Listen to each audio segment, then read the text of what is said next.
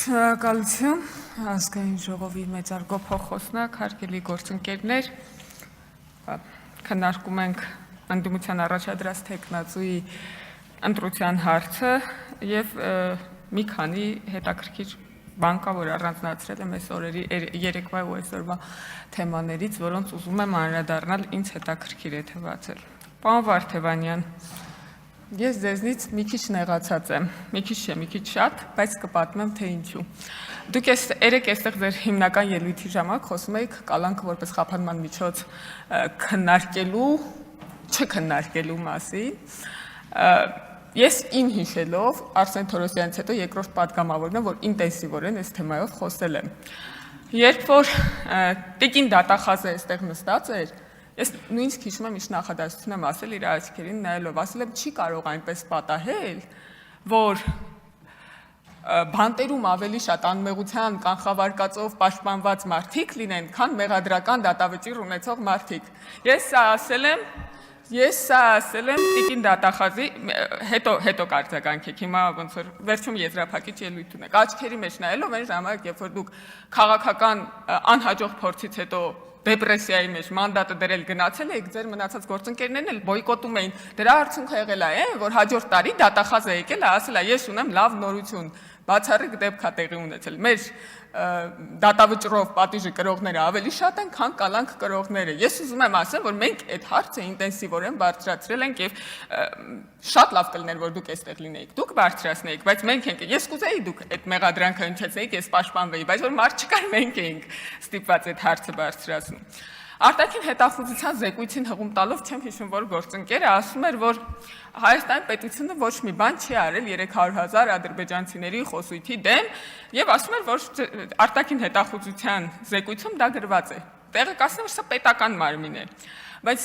մի կողմ թողնենք արտաքին հետախուզության մեր ստեղծած պետական մարմնի մասին այս խոսակցությունը եւ անդրադառնանք նրան, որ այդ նույն պետական մարմինը, այդ նույն ղեկավարով, այդ նույն կազմով դրանից մեկ ամիս անց զեկույց է հրապարակել այն մասին, որ օտար երկրներ պատրաստում են միջամտել Հայաստանի ընտրություններին,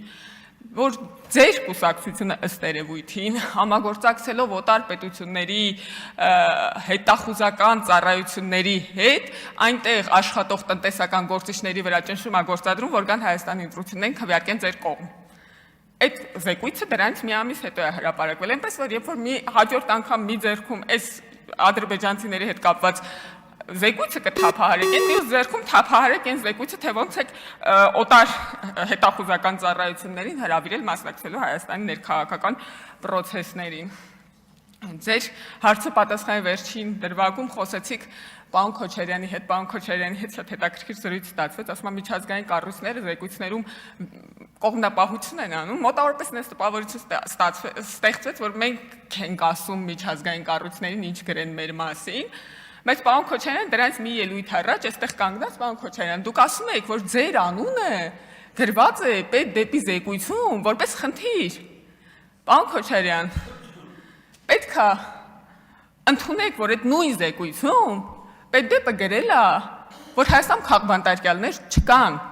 Հայաստանում քաղբանտարկյալներ չկան, եւ եթե այս դրվագը հիշում եք ձեր անվան հետ կապված, մյուսն էլ պետք է հիշեք, թե չէ тут помню, а тут не помню, էլ այդպես ոնց ալի շատ նման են նախորդ դրվագին։ Մի ուրիշ դրվագում պարոն Քոչարյանը ասում է, որ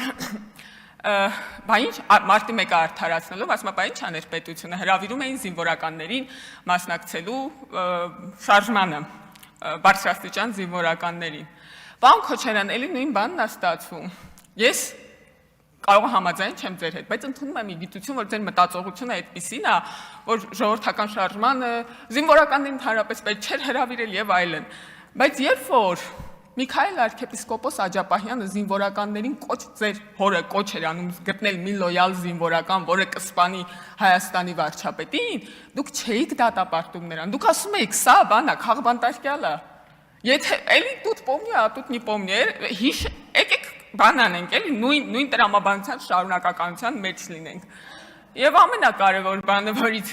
խոսելու համար իրականում ուզում եմ, այս ելույթի համար գրանցվել եմ, ամենահրատապ բանը,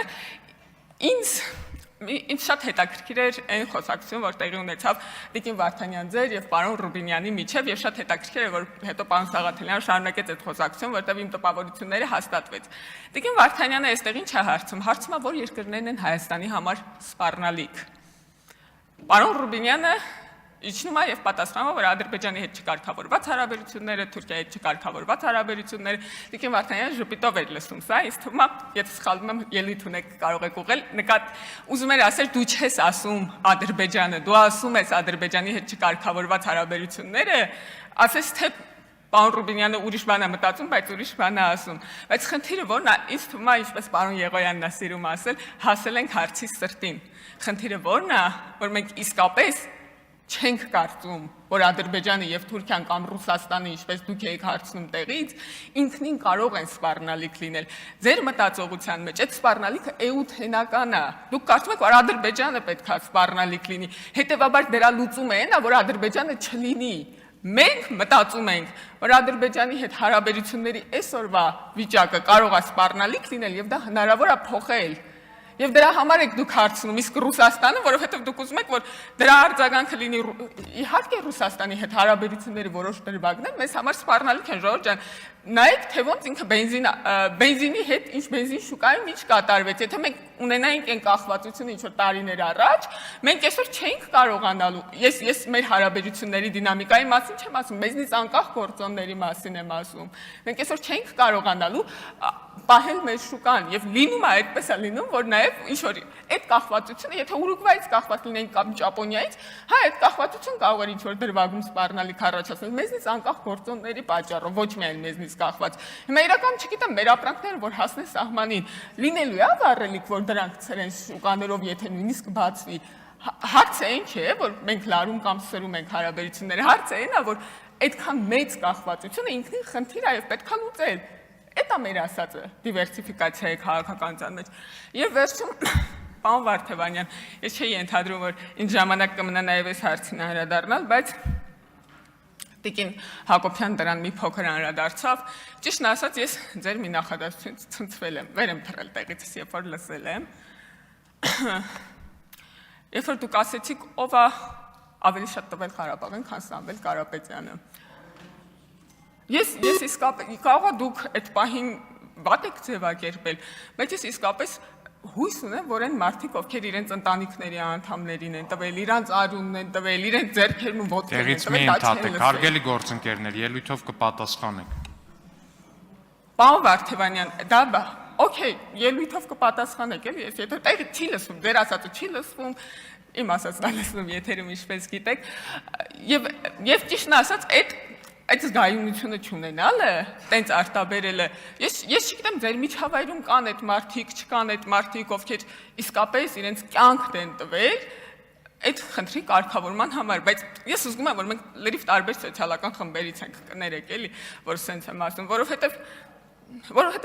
մենք փող չունենք, իմ ընտանիքը փող չունի, որ տար Ղարաբաղին, իսկապես իմ աշխատավարձով է ապրում իմ ընտանիքը, բայց իմ հայրը ակնհայտորեն ոչ երիտասարդ տարիքի, որտեղ իմ հայրն է։ Իմ հայրը կամավորագրվել գնացել եւ մինչեւ վերջին րոպեն եղել է պատերազմի դաշտում։ Իմ եղբայրը 44 օր կռվել է պատերազմի դաշտում։ Ես ուղղակի չեմ ուզում պատկերացնել այն մարդկանց վիրավորանքը, որոնց ընտանիքի անդամները չեն վերադարձել, որտեղ ճիշտ է ծանր ապրումներով, ճիշտ է դժվարությամբ, բայց իմը վերադարձել են։ Այդ ապրումները պետք է ունեցած լինել, որ այդ զգայունությունը ունենալ մարդկանց հանդեպ հասկանում եք։ Ես հորս հետ 10 օր շարունակ կապ չեմ ունեցել, ես հորս ոչ թե հիվանդանոցներում, ես դիահերձարաններում եմ փնտրել։ Դուք ուզում եք ասեք, որ այդ տուրբոգեներատորը ավելի կարևոր է։ Ես համաձայն չեմ ձեզ հետ։ Ես համաձայն չեմ, որ փողով պետք է չափել, թե ով ինչ է տվել Ղարաբաղին։ Դուք դա ասում եք, որտեղ դուք այդ փորձառություն չեք ունեցել։ Եվ ես հույս ունեմ, որ դուք դա նկատի չեք ունեցել։ Ուղղակի այդ հույս ունեմ, որտեղ մարդիկ ձեզ լսում են։ Այն սոցիալական խմբի մարդիկ, որոնք իմ հարազատներն են, որոնց ես եմ պատկանում։